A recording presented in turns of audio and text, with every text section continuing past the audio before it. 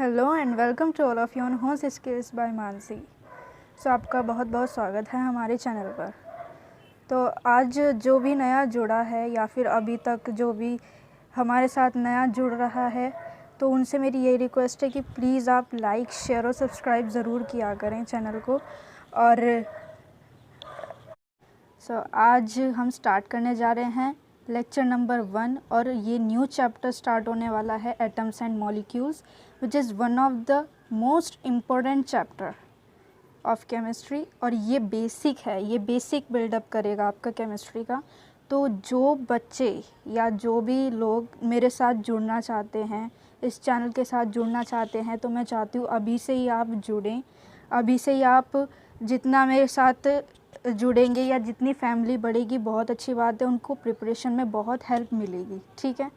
और मेरी एक रिक्वेस्ट और है कि अगर आपको वीडियो अच्छी लगा करे तो आप लाइक करें और शेयर करें और सब्सक्राइब ज़रूर किया करें, ठीक है। अगर आप ऐसा करेंगे तो और भी लोगों तक वीडियोस जाएंगी।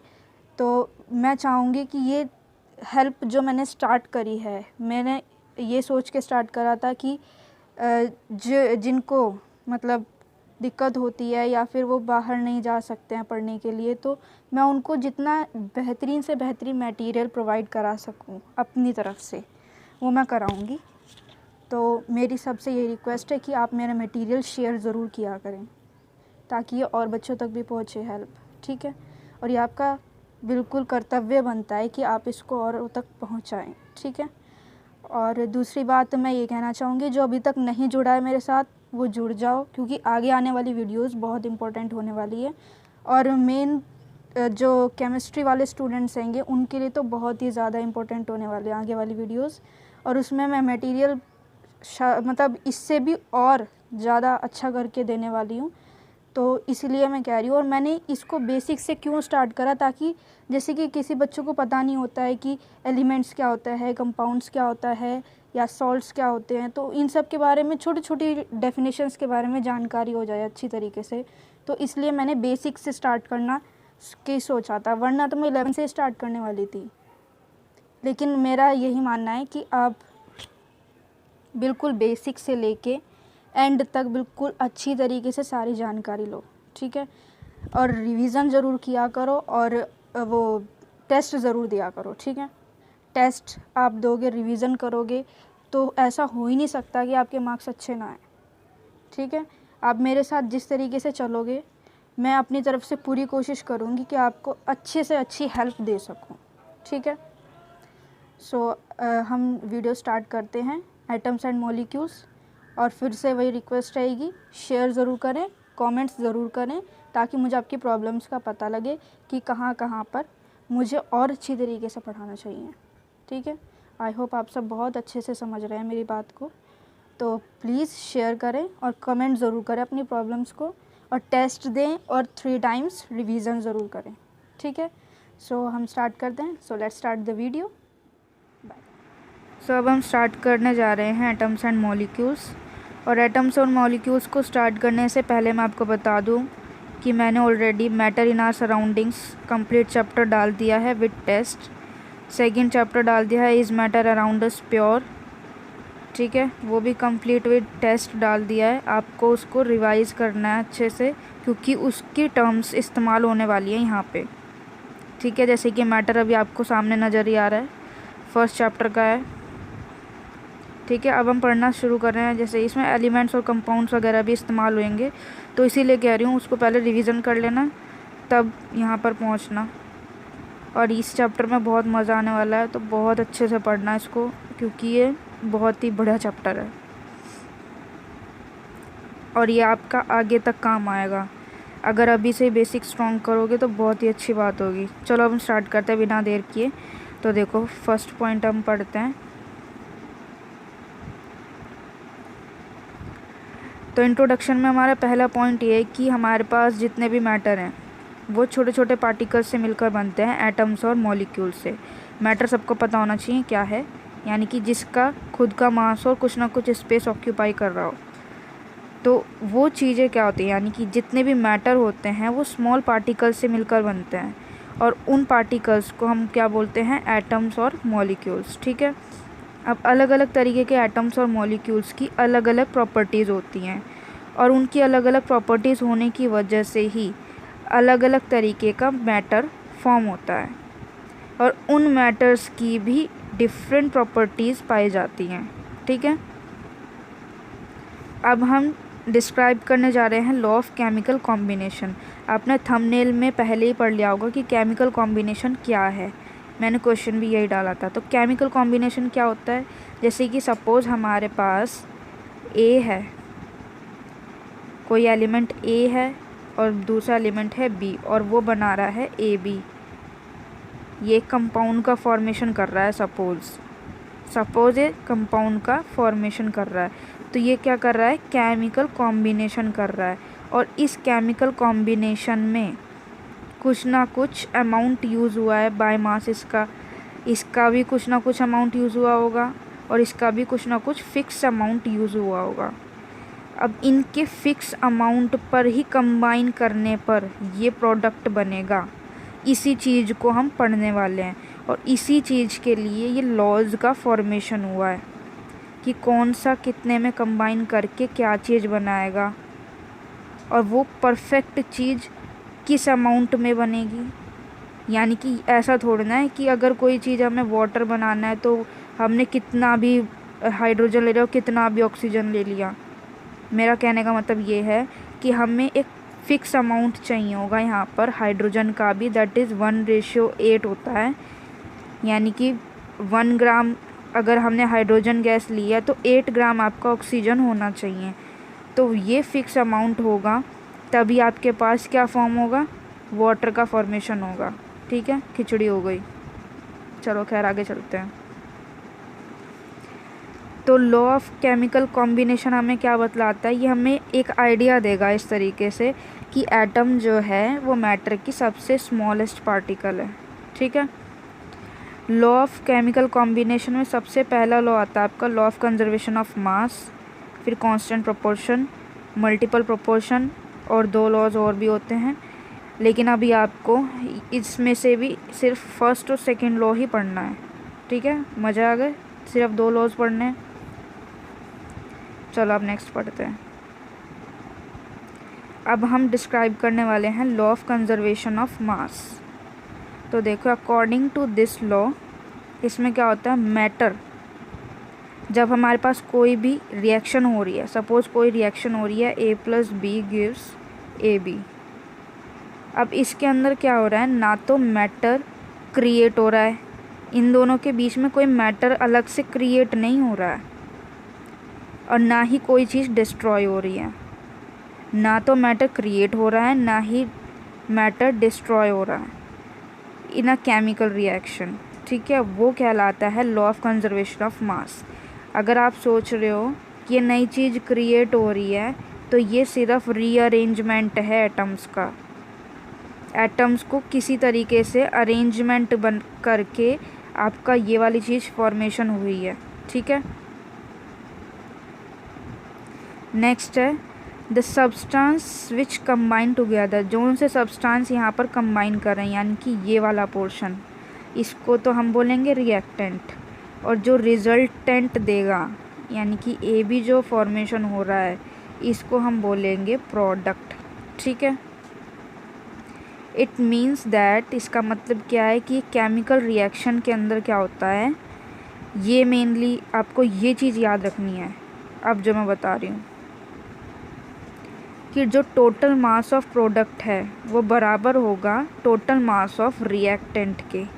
There is no change in mass during chemical reaction. Chemical reaction होने के दौरान कोई भी मास में चेंज नहीं आएगा।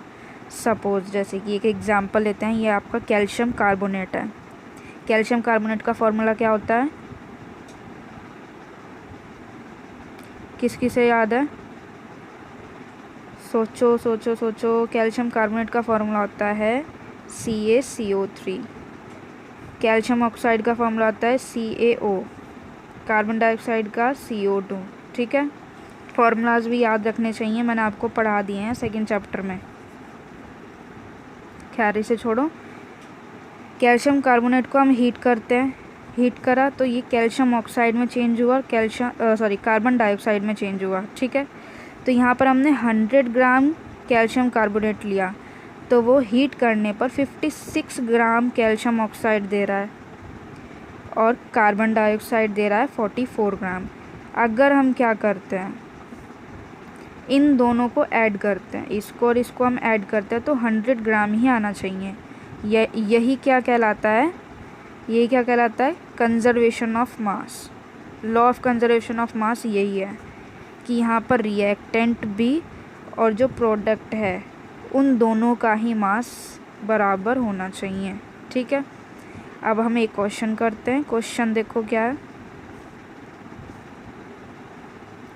क्वेश्चन है आपका सोडियम कार्बोनेट। सोडियम कार्बोनेट क्या होता है, Na2CO3। याद कर लो इन्हें, जिन्हें याद नहीं हुआ अब तक वो याद कर लो से प्लीज़, ये बहुत काम आएगी। ठीक है, नेक्स्ट है सोडियम कार्बोनेट जो है वो रिएक्ट कर रहा है इथेनोइक एसिड के साथ। इथेनोइक एसिड मतलब CH3COOH, इसके साथ रिएक्ट कर रहा है और क्या फॉर्म कर रहा है, सोडियम इथेनोएट। सोडियम इथेनोएट का फॉर्मेशन कर रहा है और किसका कर रहा है, कार्बन डाइऑक्साइड का और वाटर का। ठीक है, सोडियम इथेनोएट मतलब CH3COONA। ठीक है, तो दोबारा बताती हूँ, सोडियम कार्बोनेट रिएक्ट कर रहा है इथेनोइक एसिड के साथ और फॉर्मेशन कर रहा है सोडियम इथेनोएट, कार्बन डाइऑक्साइड और वाटर। यानी दो चीज़ों की रिएक्शन हो रही है, दो चीज़ें रिएक्टेंट हैं और तीन चीज़ें आपकी प्रोडक्ट फॉर्म हो रही हैं। तो in an experiment 5.3 gram of sodium carbonate react with 6 gram of ethanoic acid. अब यहाँ पे अमाउंट दे दिया गया आपको कि 5.3 ग्राम तो आपका सोडियम कार्बोनेट है और वो 6 ग्राम इथेनोइक एसिड के साथ रिएक्शन कर रहा है और फॉर्मेशन कर रहा है 8.2 ग्राम इथेनोएट। जो भी चीज़ आएगी आपको इसी तरीके से रिएक्शन की फॉर्म में लिखनी है। ये वाला जैसे पोर्शन लिखा था ना, इसी तरीके से लिखना है आपको, जो भी आपको यहाँ पे इंफॉर्मेशन मिली है डाटा के अंदर। ठीक है, इतने ग्राम 6 ग्राम आपका इथेनोइक एसिड बन रहा है, 8.2 ग्राम सोडियम इथेनोएट बन रहा है और क्या चीज़ बन रही है भाई, और आपका बन रहा है 2.2 gram of carbon dioxide, 0.9 gram of water. अब आपको ये डाटा जो दिया गया है इसमें आपको ये बतलाना है कि क्या ये डाटा वेरीफाई कर रहा है लॉ ऑफ कंजर्वेशन ऑफ मास को। तो इसके लिए हम सबसे फर्स्ट स्टेप क्या करेंगे, हम सारी चीज़ों को लिख लेंगे कि हमारे पास रिएक्टेंट क्या है और प्रोडक्ट क्या है। लिख लिया एरो वगैरह लगा के अच्छे से। ठीक है, एरो का मतलब ही यही होता है कि यहाँ से यहाँ हमारे को प्रोडक्ट मिल रहा है। ठीक है, इसके नीचे इनके अमाउंट्स लिख लिए सबके नीचे इसके अमाउंट्स लिख लिए। लिखने के बाद हमने क्या करा, अब हमें मास ऑफ रिएक्टेंट निकालना है सेकंड स्टेप में। सेकंड स्टेप में क्या करा हमने, मास ऑफ रिएक्टेंट निकाला, यानी कि दोनों के मास को ऐड कर दिया और जो भी मास आएगा आपका ग्राम्स में होगा। ये आपको बहुत अच्छे से ध्यान रखना है, ग्राम्स में मास होगा। ठीक है, ऐसे ही स्टेप थर्ड में क्या करना है आपको, मास ऑफ प्रोडक्ट निकालना है, यानी कि इन तीनों को प्लस कर देना है। ठीक है, अब हम देख पा रहे हैं अगर आपका मास ऑफ रिएक्टेंट और प्रोडक्ट बराबर आ रहा है तो ये लॉ ऑफ कंजर्वेशन ऑफ मास को वेरीफाई कर रहा है। ठीक है, इफ़ ये नहीं आता है तो वो वेरीफाई नहीं करेगा। अब नेक्स्ट क्वेश्चन आपके पास ये है कि अगर आप ये जो दिया गया है कैल्शियम कार्बोनेट, ये डिकम्पोज हो रहा है ऑन हीटिंग, हीट करने पर टूट रहा है। कैल्शियम कार्बोनेट हीट करने पर टूट रहा है, किस में, कैल्शियम ऑक्साइड और कार्बन डाइऑक्साइड में। अभी हमने पीछे इसकी रिएक्शन पढ़ी ऑलरेडी। ठीक है, तो अब हम देखते हैं 10 ग्राम आपका कैल्शियम कार्बोनेट है और वो डिकम्पोज हो रहा है पूरी तरीके से। ठीक है, और फॉर्मेशन में क्या कर रहा है, ये 5.6 कैल्शियम ऑक्साइड दे रहा है, 5.6 ग्राम्स ऑफ कैल्शियम ऑक्साइड बना रहा है। तो आपको ये बताना है, आपको कैलकुलेट करना है मास ऑफ कार्बन डाइऑक्साइड। आपको कार्बन डाइऑक्साइड का मास यहाँ पे फाइंड आउट करना है। तो आपने क्या करना है, सबसे फर्स्ट स्टेप में क्या करना है, सबसे फर्स्ट स्टेप में पहले आपको रिएक्शन पूरी लिख लेनी है। लिख ली, लिखने के बाद उसके नीचे उसके अमाउंट्स लिख लिए।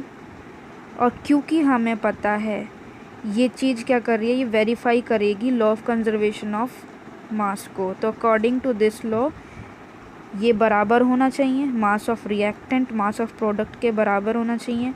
अब हमने यहाँ पे इनकी वैल्यूज़ पुट कर दी। यहाँ पे वैल्यूज़ पुट, रिएक्टेंट ओनली 1 है तो 10 ग्राम्स आएगा, ठीक है। और प्रोडक्ट में 2 चीज़ें हैं यानी कि 5.6, और कार्बन डाइऑक्साइड का अमाउंट हमने मान लिया x ग्राम्स, ठीक है। तो ये चीज़ें ऐड कर दी, फिर हमने वही माइनस करके और x की वैल्यू फाइंड आउट कर दी जो कि ग्राम्स में आएगी, ठीक है। जो नेक्स्ट लॉ आपके पास आता है उसका नाम है लॉ ऑफ कांस्टेंट प्रोपोर्शन, और ये लॉ दिया था जोसेफ प्रोस्ट ने, ठीक है। इस लॉ के अकॉर्डिंग क्या होता है कि एक केमिकल कंपाउंड है of same elements combine together in the same proportion by mass. अगर कोई भी 2 एलिमेंट कंबाइन हो रहे हैं तो वो एक फिक्स प्रोपोर्शन ऑफ मास में कंबाइन होंगे, ठीक है। फॉर एग्जांपल वाटर एक कंपाउंड है और वाटर 2 एलिमेंट से मिलकर बनता है, ठीक है, that is hydrogen and oxygen.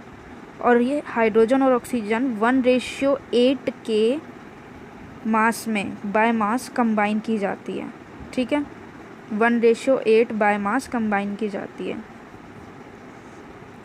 ये हाइड्रोजन और ऑक्सीजन का रेशियो आता है, तो इसमें 1 ग्राम ऑक्सीजन किससे 1 ग्राम हाइड्रोजन जो है 8 ग्राम ऑक्सीजन से कंबाइन करके क्या बनाती है, वाटर का फॉर्मेशन करती है, ठीक है।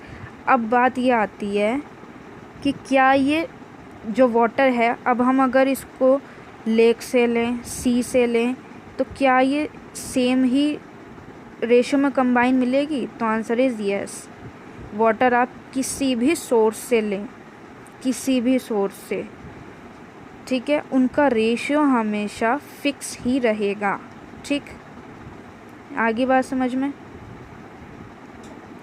और हर एक में वही 2 सेम एलिमेंट्स रहेंगे, जैसे कि वाटर के अंदर हाइड्रोजन ऑक्सीजन थे, अगर हम उसी वाटर को हम कहीं से भी लें तो उन सब में भी 2 ही एलिमेंट पाए जाएंगे और वो दोनों ही 1:8 वाले प्रोपोर्शन में हमें मिलेंगे, ठीक है।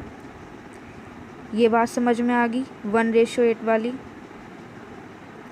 ठीक है। इसके बाद हमारे पास आता है क्वेश्चन में आपको ये बताया गया है कि एक एक्सपेरिमेंट हुआ है, तो उसमें आपको डाटा दे रखा है कि 1.288 ग्राम्स आपका है कॉपर ऑक्साइड, और ये हमें मिलता है 1.03 ग्राम ऑफ कॉपर से, यानी कि कॉपर की ज़रूर से ज़रूर ऑक्सीजन के साथ रिएक्शन हो रही है तभी वो कॉपर ऑक्साइड का फॉर्मेशन कर रहा है, ठीक है।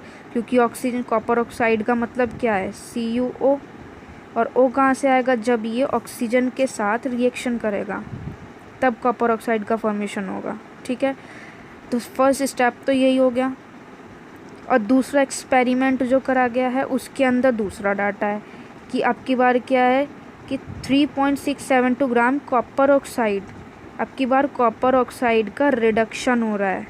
रिडक्शन मतलब रिएक्शन रिवर्स हो रही है, रिडक्शन मतलब कॉपर ऑक्साइड जो है उसमें से ऑक्सीजन निकल के जा रहा है।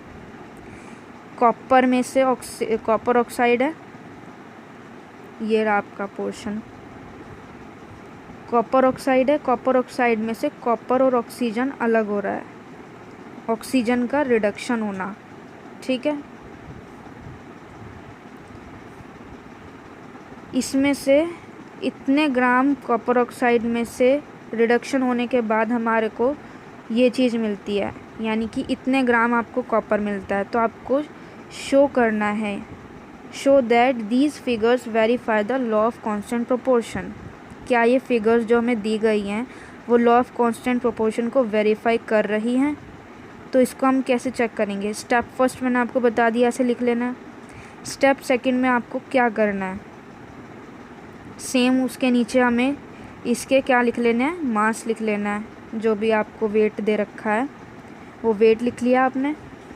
फिर आपको पता है कि according to law of conservation of mass mass of reactant mass of product के बराबर होगा। तो इससे हमें क्या मिल जाएगा, हमारे पास कितनी ऑक्सीजन प्रेजेंट है, क्योंकि हमें ऑक्सीजन नहीं दी गई है यहाँ पे। ऑक्सीजन हमें x ग्राम माननी होगी और x ग्राम मान के हमने निकाल ली ऑक्सीजन। अब यहाँ से माइनस कर देना इसको, ये इधर आ जाएगा, माइनस हो जाएगा और ये आपका आ गया ऑक्सीजन का अमाउंट। फोर्थ स्टेप में आपको क्या करना है कि फॉर्मेशन आपका किस चीज़ का हो रहा है, कॉपर ऑक्साइड का फॉर्मेशन हो रहा है। तो कॉपर का मास का रेशो किसके साथ होगा, ऑक्सीजन के मास के रेशो के साथ। अब हमने जो भी कॉपर का मास क्या है, यहाँ पे कॉपर का मास आ रहा है 1.03 हमें दिया गया था। ऑक्सीजन का मास हमने निकाल ही लिया है, कितना है 0.58। अब इन दोनों का रेशो ले लो, रेशो मतलब डिवाइड करना, डिवाइड कर लिया, डिवाइड करने पर आया आपका 3.99:1। 3.99 को हमने अप्रॉक्सीमेटली 4 मान लिया, तो दैट इज़ 4:1, यानी कि 4 ग्राम्स कॉपर 1 ग्राम ऑक्सीजन के साथ कंबाइन करके क्या फॉर्म करेगा, कॉपर ऑक्साइड का फॉर्मेशन करेगा। ऐसे ही सेम काम करना है सेकंड डाटा के साथ। सेकंड डाटा में भी आपने सेम काम यही करा, आपने इसका वैल्यूज़ पुट कर ली। यहाँ पर भी हमारे पास कितनी ऑक्सीजन रिड्यूस हुई है, रिडक्शन कितना हुआ ऑक्सीजन का, ये हमें नहीं पता। तो सेम उसी तरीके से निकालेंगे कि according to law of conservation of mass. तो उसके अकॉर्डिंग हमने लिख लिया mass of reactant equals to mass of product, add करा, प्रोडक्ट वाला प्रोडक्ट साइड रखेंगे, रिएक्टेंट वाला रिएक्टेंट साइड रखेंगे, एक्स की वैल्यू फाइंड आउट करेंगे तो हमें मिल जाएगा कि इतनी ऑक्सीजन प्रेजेंट है यहाँ पे। ठीक है, अगेन हम क्या करेंगे नेक्स्ट स्टेप में क्या करेंगे, मास ऑफ कॉपर का रेशो निकालेंगे मास ऑफ ऑक्सीजन के रेशो से। ठीक है, दोनों का वही मास रखेंगे। कॉपर का मास क्या आया था, कॉपर का मास ये रहा, सॉरी ये तो कॉपर ऑक्साइड का है, ये रहा कॉपर का मास, इसका मास और इसका हमने निकाल लिया है, ये रहा। ठीक है, इन दोनों का हमने क्या लेना है, रेशो ले लेना है। रेशो लोगे वही सेम आएगा आपका 4:1। तो इससे आपको क्या वेरीफाई हो रहा है कि लॉ ऑफ कांस्टेंट प्रोपोर्शन यहाँ पे वेरीफाई हो रहा है, क्योंकि दोनों की दोनों डाटा अलग अलग थे। अब उसके बेसिस पर हमने दोनों का प्रोपोर्शन निकाला और हमने फाइंड आउट करा कि दोनों का ही प्रोपोर्शन सेम आ रहा है। तो यानी कि law of constant proportion work कर रहा है। ठीक है, नेक्स्ट एक क्वेश्चन आता है कि अगर आपके पास हाइड्रोजन और ऑक्सीजन 1:8 बाय मास में कंबाइन करके वाटर का फॉर्मेशन करते हैं, तो व्हाट मास ऑफ ऑक्सीजन का मास कितना होगा। ठीक है, कितना ऑक्सीजन का मास चाहिए होगा to react completely 3 gram of hydrogen gas. अगर 3 ग्राम्स हाइड्रोजन गैस है हमारे पास तो कितनी ऑक्सीजन रिक्वायर्ड होगी। आई बात समझ में। हमें ये पता है कि 1 ग्राम के साथ 1 ग्राम of hydrogen requires 8 gram oxygen. अगर हमारे पास 1 ग्राम हाइड्रोजन है तो उसको कितनी चाहिए, 8 ग्राम ऑक्सीजन चाहिए। अगर हमारे पास 3 ग्राम हाइड्रोजन हैगी तो हमें कितना चाहिए, 3 × 8 ग्राम ऑक्सीजन हमें रिक्वायर्ड होगी, यानी कि 24 ग्राम्स ऑक्सीजन हमें रिक्वायर होगी 3 ग्राम हाइड्रोजन को रिएक्ट कराने के लिए। आई बात समझ में। ठीक है, तो ये यहीं पर समाप्त करते हैं आज का लेक्चर। आई होप आपको समझ में आएगी सारी चीज़ें। इससे आगे जाके वो चीज़ें और भी इंटरेस्टिंग होने वाली हैं। सो उसके लिए वेट करना और सब चीज़ें अच्छे से रिवीजन करना। रिवीजन करोगे तो ही चीज़ें समझ में आएंगी। ठीक है, तब तक के लिए बाय बाय, टाटा। और मैंने कह दिया आपको लाइक करना है, शेयर करना है, सब्सक्राइब करना है। तब तक के लिए बाय, टेक केयर।